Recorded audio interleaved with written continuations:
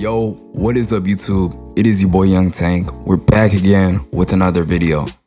So today I wanted to try a new video format. I hope y'all really rocking with this one. I'm gonna just be doing videos like this, just talking to you guys about my experiences. But today I'm going to be talking about why I decided to be an artist instead of just a producer. If you guys don't know, I was a producer way before I even started doing YouTube, started doing anything like this. Closing in on my like 6th or 7th year being a producer. And so with that, I have a good amount of experience around my belt. Work with dozens of artists at the age of 17. Basically, what I want to go into today is number one, the freedom that you have as an artist. So for me, I noticed that as a producer chasing placements, I had to really try to figure out what the artist would be looking to hop on. Like, if you're sending out beats for placements throughout the week, you don't really have an idea of what style is your style. You know what I'm saying? Which there are producers that do, and artists come to them just because of that, because of their style, because of their sauce. That is another reason why I decided to be an artist, because as a producer, you are the primary driver of the track. You know, you lay the groundwork down of the track regardless. There are artists that can do that as well. As a producer, you are the one basically taking full control over the production process, hence the name producer. So yeah, the thing I want to say about that is, as a producer, if you are not giving your full creative vision to the artist directly, you limit yourself, you limit your creativity. But as an artist, you don't have to worry about that. If you're an artist that produces, people can look at your tracks and see the vision you had for your music. And if they ask you to produce for them, you have that connection to be able to, hey, I think this needs to be changed. I think you need to be doing this on this track. I think you need to sound this way on this hook, on this chorus. You can have that relationship, that genuine relationship. Because producers in 2025 are very replaceable. Now, unless you have that special sauce I was talking about earlier, you have your own influential sound, you'll be okay. But most producers do not have that in 2025. So if you're constantly sending out beats for placements and you're wondering why things are not working out, maybe try this method that I'm about to show you right now. I call this method the Leonardo method. And basically how this goes is, first step is literally every day, find your voice. It doesn't matter what it is. It doesn't matter what method you use to get your voice out there. And as a producer, that could be, sharing videos on what you think about, what do you want artists to see when they look at your page. That's very important, because in 2025, when somebody looks at your Instagram page, it's really like a job interview. I hate to really put it that way because I'm not supposed to say that word. Yeah, it really is like the first impression that a person would see of you. What do you have up there to show for your work?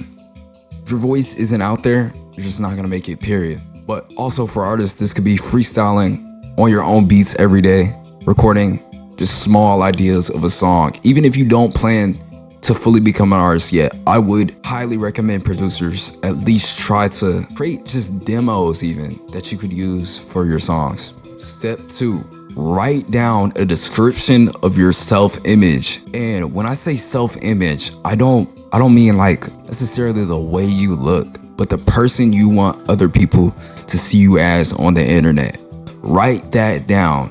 And why I say write that down is because if you have an idea of the person that you are, well, obviously you have to be the person that God has for you to be. But if you have an idea of how you want to portray yourself, you can be consistent throughout your whole career. Even if you decide to switch something up, switch one small thing up, you'll be consistent throughout your career and therefore create a brand. Now, to go with that, write down 3 artists or producers that you are closest to right now. Not producers that you want to be close to or artists that you want to be close to, that are the best in your field right now. And why you want to do that is you want to look at what they're doing. You want to know how you can do what they're doing just as good or better. Why that is important is because that is the first step for your success.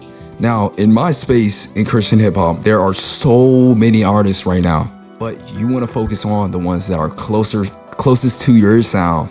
And what you want to do is you want to basically take their listener base. And as crazy as that sounds, as almost villainous as that sounds, it's just the way the game is played if you want to really become a true artist. But what you want to do, you don't want to copy them, but you want to basically, if they're as close to you and they're successful, you want to just take their system of success and just replicate that.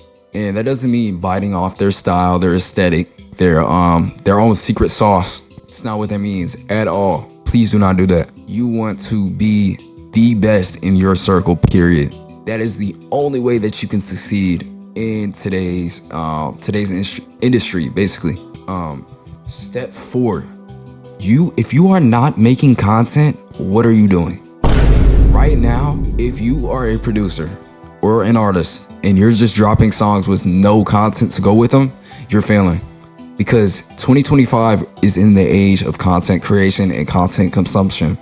Everybody is on their phone scrolling TikTok, scrolling Instagram, scrolling YouTube, looking for something to watch because they just got off work, they just got out of school, and they want to find something new that interests them.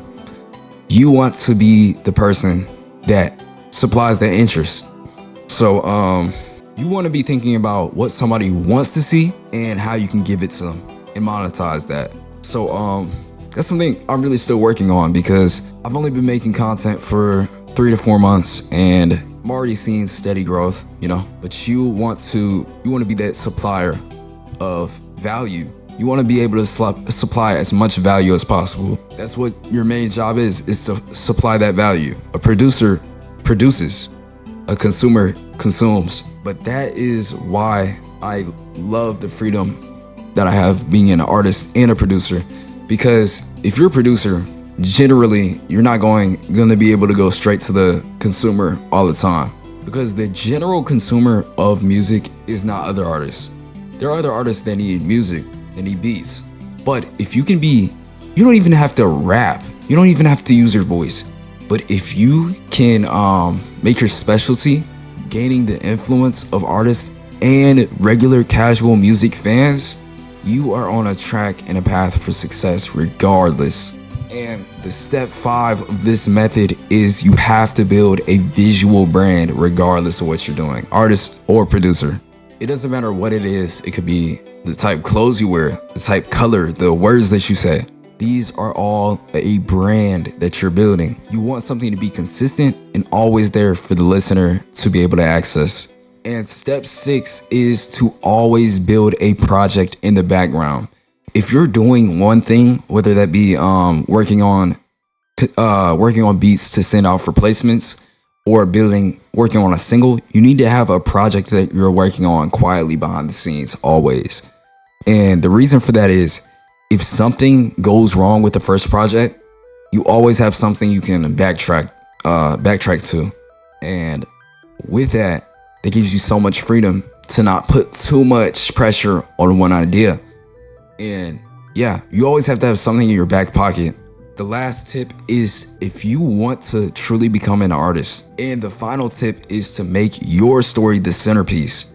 And what I mean by that is you have to have something that makes people want to be more curious about you. And that could be really anything.